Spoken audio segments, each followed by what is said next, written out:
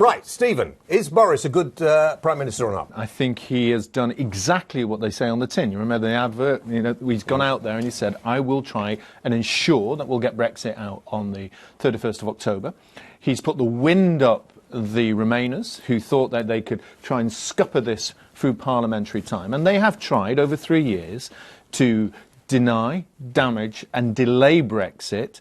They feel that at the moment they've won. They've got this opportunity to push Boris back in his box. But I think he's still got a few tricks up his sleeve.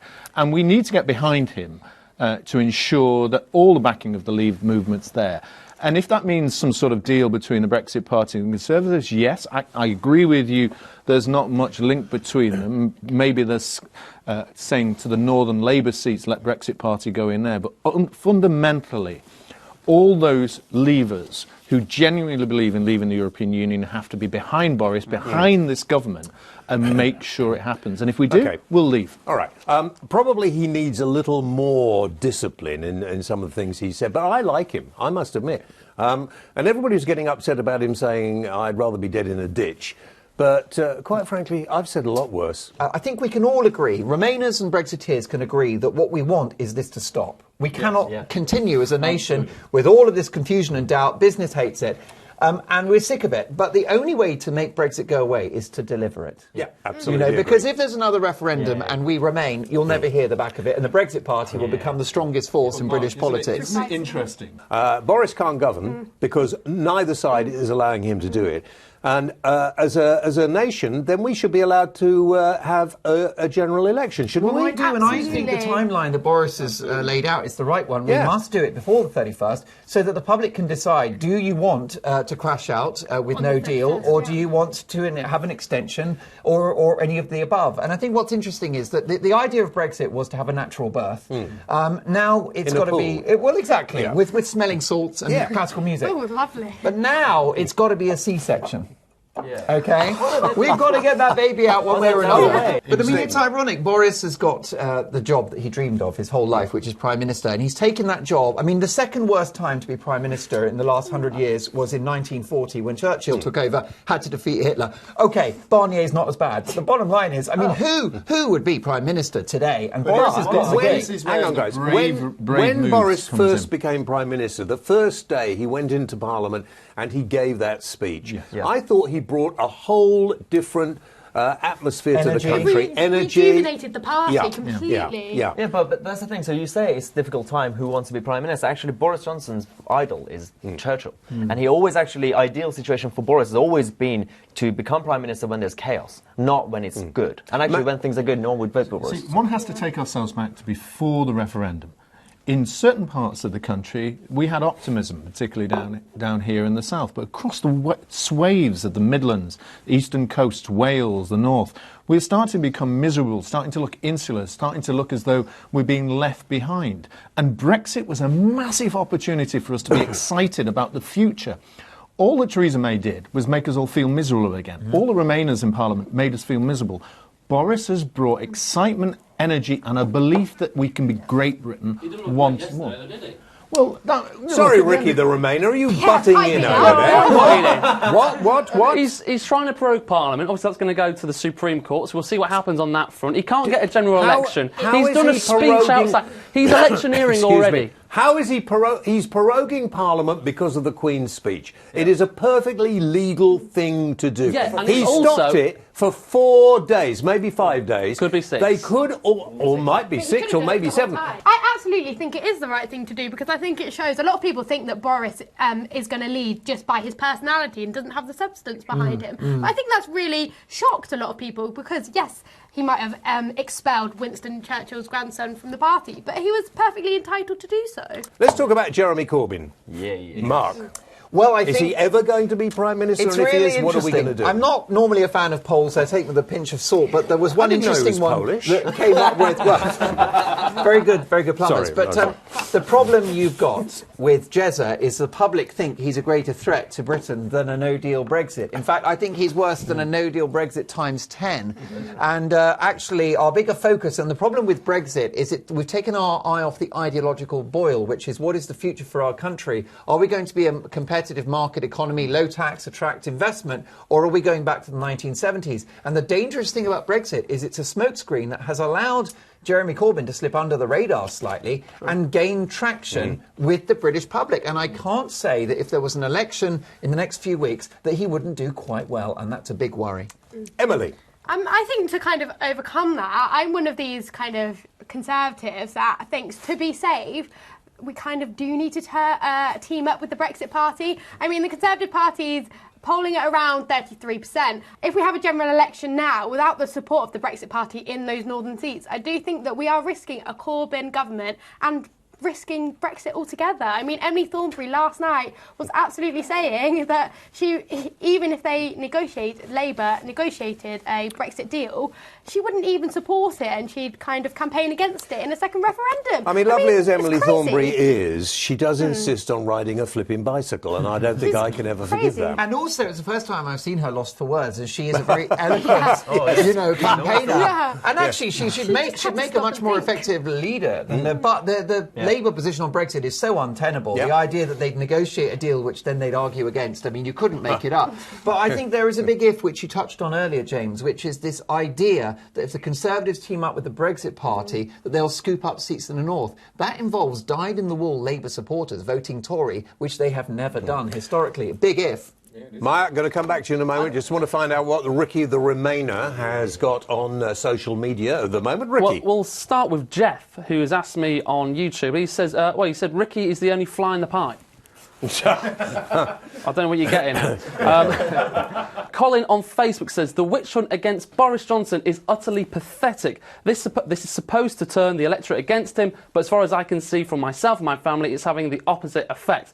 Now, I was just trying to add something else in that you were all talking about before about Labour and the Conservatives. You're all missing the point. This is a perfect opportunity for the Lib Dems to sweep in there. No, I'm being absolutely honest. No one knows what Labour are going to do with it. No one trusts the Tories. The Brexit Party, I don't know if they're going to get enough votes. The Lib Dems are the only ones people are going to be voting for. They've got a clear policy on Brexit. Liberal Democrats, do you love them? There's no need for them in this country. This country's policy, as Margaret Thatcher said once, it is a basic black and white left and right, but not in the same sense of like just capitalist socialists. And now it's remained Brexit, but it's the same sort of argument, liberalism versus more control. The whole structure of the House of Commons is built for left and right, government opposition. Yeah. If you just have the whole House two sides. I'm not saying ban all the other parties, but if they will just merge with each other, to be fair, it's bad for the Tory party because actually that's a good question. vote. Let's ask our listeners and viewers what they think. Is there any necessary for anything other than two main parties, I wonder? Ricky? Yes, obviously, as I just said. When you got the two major parties I meant social media. We're not in the slightest bit interested in what you've got to say. The leader of the Liberal Democrats, Jo Swinson, she said, I might well be the next Prime Minister of this country, which she told Julie Hartley-Brewer. Now, I don't know what she... I mean, I know they're liberal about drug laws, but I don't know what she was on when she said that. But maybe her... I don't know. As somebody who's worked in politics, why... is Jeremy Corbyn, he's going on and on about having wanted an election and now he's scared to have one. Why? Because he knows he'll lose. And that is the simple fact. They will have been doing polling, they would have been doing focus groups, and they would have recognised that the mood in the country has changed, whether it's the family members that voted Remain, who are now so angry with the political class that they will see this as people versus Parliament. And they will vote for Boris Johnson. Getting. I mean, we are getting to a situation, aren't we? It is no longer left and right. It's no longer Liberal Democrats. And to be frank, the Liberal Democrats in many parts of the north are a laughing joke. They're very pleasant, though. They're seen as a snobbish party. They're seen as the party of the snobs. Exactly. And they do ride bikes. They ride they are seen as the party of the snobs. They are seen as the party who don't want to deal with the great unwashed. Do you think Jeremy Corbyn should meet the Queen? I have no kind of reason why he should, to be honest. He's the leader of the opposition. And he doesn't like the royal family much. Exactly. Don't slag them off and then, be all kissy-kissy to their face. He's Yes. a bit two-faced, I'd say. Yeah. The only situation where I think this kind of meeting could happen is if there was a vote of no confidence and Corbyn tried to form a minority government. All my friends say to me, like, how can you enjoy politics? It's so boring. Little do they know. But it's the most life. exciting thing It's life. ever. Politics is life. It's like a roller coaster. Yeah. And I don't want to get off. Are they getting I don't more? want to get off. I'm feeling quite old. How are you feeling?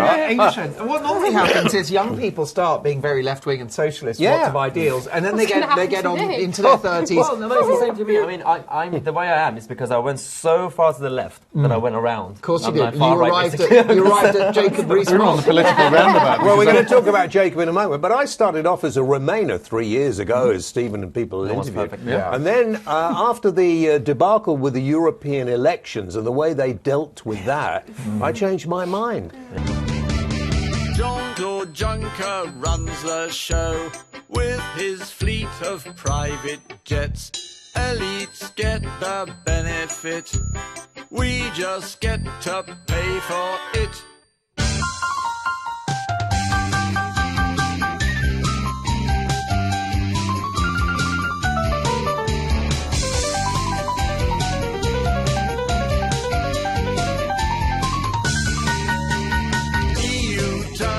Migrant crisis to a real catastrophe. Think whatever closer union would do to you and me. Britain's made a mess of our EU exit, but our party's best for effective Brexit.